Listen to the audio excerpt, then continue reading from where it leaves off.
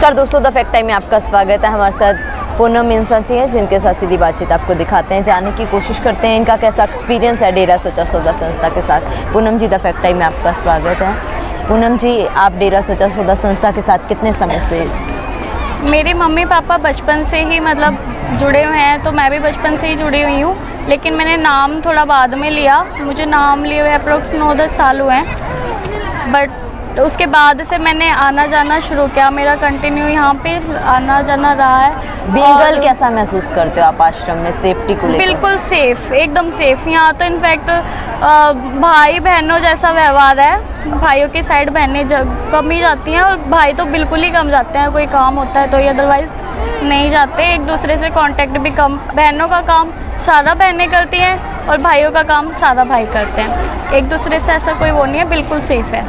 Saint doctor Gurmeet Ram Rahim Singh चिंसा का nature स्वभाव कैसा लगता है आपको? उनके नेचर स्वभाव के लिए अगर बात करें तो एक दिन, एक महीना, साल कम है उनके नेचर के बारे में। मतलब वो हम जैसे लोगों के लिए तो इंसान नहीं है, भगवान है, बिल्कुल भगवान। अभी रिसेंटली में ही मेरे साथ इतना बड़ा करिश्मा हुआ है जिसे मैं बयान नहीं कर सकती। उनको थैंक भी कैसे बोलूँ, मतलब उनके थैंक्स मेरे बहुत छोटा शब्द है उनके एहसानों के आगे।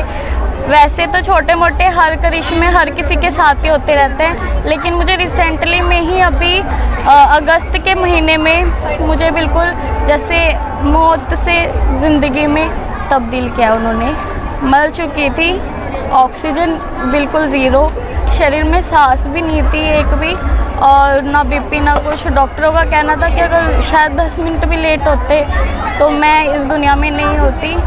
कैसे कैसे, और वो दिन मुझे याद नहीं है क्योंकि मैं होश में नहीं थी। जो मुझे मेरी फैमिली से या जो साथ में मतलब जो भी रिलेटिव्स थे वो थे, उन्होंने मुझे थोड़ा बहुत बताया, तो वो चीज़ मैं आपको बता सकती हूँ कि डॉक्टर्स का कहना तो यही था कि 10 मिनट भी अगर मैं लेट होती तो शायद मैं इस दुनिया में नहीं होती। और वो सब पिताजी की वजह से, गुरुजी की वजह से ही है, क्योंकि मेरे को थोड़ा एक विश्वास होता है ना अंदरूनी, जो आत्मविश्वास है उनके प्रति, उसी की वजह से आज मैं जिंदा हूँ। आपका विश्वास आस्था एक तरफ मैम, दूसरी तरफ उनके ऊपर आरोप लगाए जा रहे हैं। हमारे लिए कोई आरोप मैटर नहीं करता। आपको लगता क्या है आरोपों के बारे में, क्या कहना है आपका? बिल्कुल झूठ। ऑब्वियसली जब देखने में आ रहा है वो इतने लोगों की बुराइयां छुड़ाते हैं, तो जैसे मान लो नॉर्मल भी हम लगाए, कोई पड़ोसी है, उसका कहीं फ़ायदा हो रहा है, हमारा कहीं नुकसान हो रहा है, उसका फ़ायदा देखकर पड़ोसी का ही कोई भला नहीं चाहेगा। तो फिर जब इतना बड़ा ड्रग माफिया, इतने लोगों का, करोड़ों लोगों का नशा छूट गया, जिनकी वजह से गुटखे तंबाकू तक छूट गए, और ये नॉनवेज वगैरह सब ये दुकानें, इतने करोड़ों लोगों की छुड़वाने के बाद उनकी दुकानें बंद हो गई, और भी बहुत सारी चीज़ें, बहुत सारी बुराइयां उन्होंने जो छुड़वाते हैं उनकी वजह से। तो ये सब उन्हीं की मिली भगत है, और राजनीति में भी उन्हीं का मेरे हिसाब से।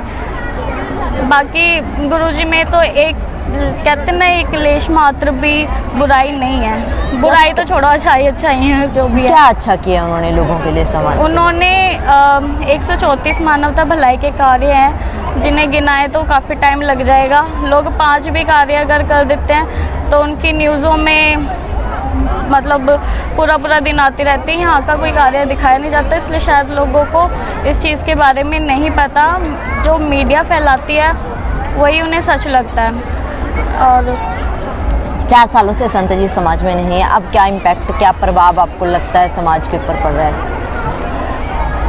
अब अगर मेरे हिसाब से अगर गुरुजी इस टाइम होते तो शायद करोड़ के करीब और संगत जुड़ चुकी होती 4 सालों में, और उतने लोगों के घर सुधर चुके होते, और कई तो बेरोजगार भी हो गए उनकी वजह से। लेकिन अभी वो ऐसे संत हैं, शायद ही कोई ऐसा हो जो एक 4 दीवारी में रहकर करोड़ों लोगों का परिवार चला रहा हो। वो 4 दीवारी में रहकर भी करोड़ों लोगों का परिवार चला रहे हैं एक तरीके से।